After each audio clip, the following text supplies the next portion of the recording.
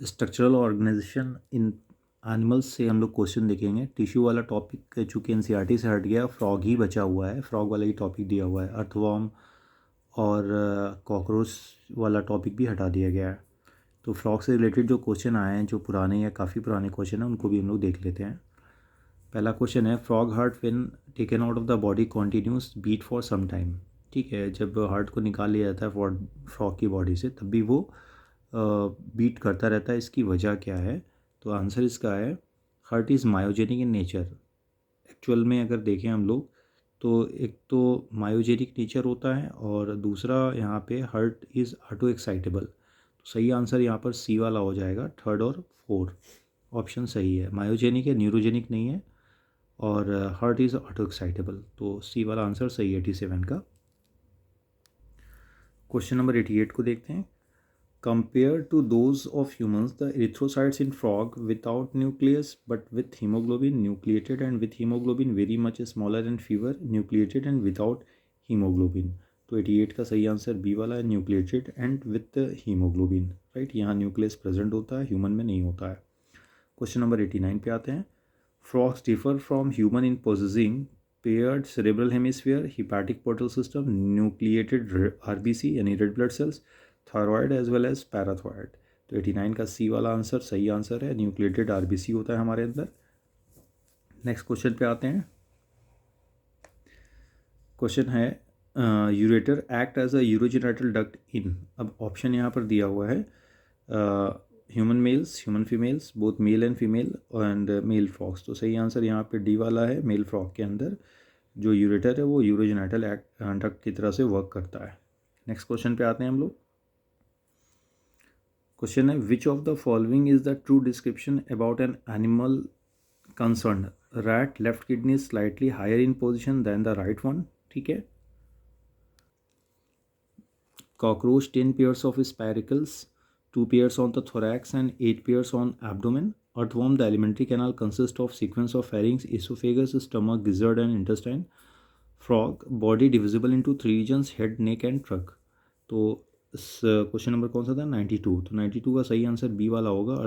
जो अर्थवर्म है, the alimentary canal consist of a sequence of pharynx, oesophagus, stomach, gizzard and intestine. ठीक है। Next question पे आते हैं 93 पे। What happens if bone of frog is kept in dilute HCl, hydrochloric solution में अगर हम लोग रखते हैं?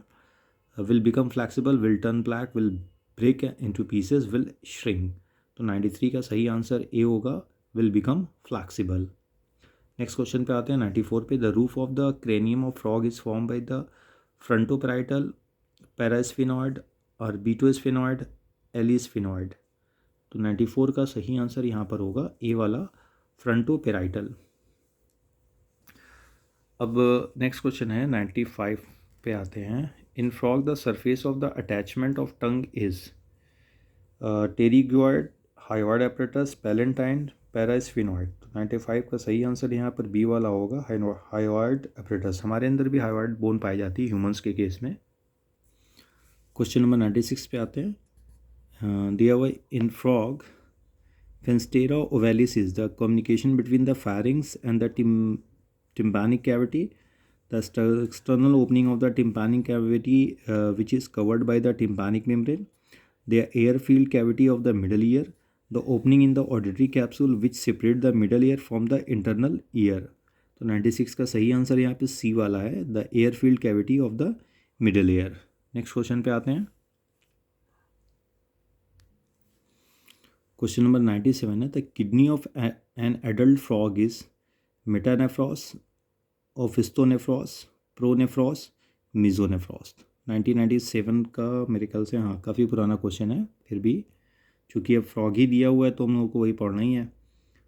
97 का यहाँ पे डी वाला आंसर सही होगा, मिजोनेफ्रॉस। नेक्स्ट क्वेश्चन है, mucus help frog in forming thick skin, smooth skin, dry skin, और डी है मॉइस्ट स्किन। तो दो देखिए, एक सी और डी, इसमें थोड़ा सा है, लेकिन ध्यान रखना है कि हमेशा स्किन को मॉइस्ट रखता है, इसलिए डी आंसर सही होगा। स्मूथ तो रहते ही है, बट ये भी इंपॉर्टेंट है सबसे ज़्यादा, मॉइस्ट स्किन।